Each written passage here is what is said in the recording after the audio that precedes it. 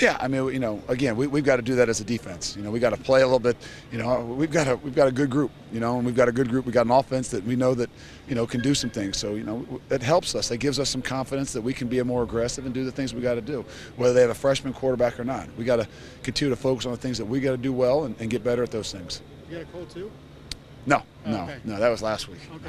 We don't get cold during the season. You can't get sick during the season. Yeah, no, you can't. Fill in for the radio show. Luke, talk about the maturation of Noah Spence coming off the edge. That's what he was famous for coming out of high school. It looks like we're really starting to see it now, isn't it? Yeah, and that's us too. We've got to do things that these guys do well, and we got to continue to focus on the things that we do well, and putting guys in situations that they can be successful. And I think the last 3 weeks or so, we've tried to, we know what Noah can do, and we got to ask him, we got to get him on some edges and do some things. And you know what? He's a sophomore, and you can now see that growth that he's not just a young kid anymore. He's really growing into what we expect of him. Can you add any insight to the Durant Grant interception, the pick six?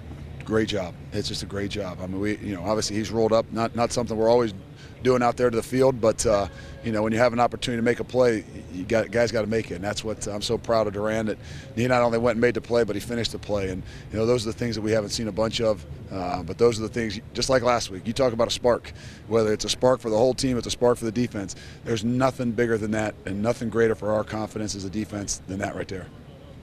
Curtis left with an injury. Ryan got shaken up. Joshua got shaken up. All the linebackers got a little shaken up today. How's the overall health, and is it good to be going to the bye week after that? They'll be fine. They'll be fine. It's a part of the game, and there's some things you got to fight through. This is the 9th week, 10th week of the season, and you're not going to feel great. And if you think you're going to feel great, then you're in the wrong sport. So it's a part of the game. Obviously, we've got a chance in the bye week to get some things done, but we're not going to sit and wait and slow down. We're going to have to keep pushing forward. Same with Michael Bennett. Yeah, same thing. Again, like I said, that's a tough position, man. Guys that aren't, those guys are 340 pounds sometimes in there. They hold up a little bit better. Those guys are 285, 290 pounds. They take a toll on them. And 10th week, 10th week of the season, they're going to have those things. You got to grind through it. What's the next step for this defense?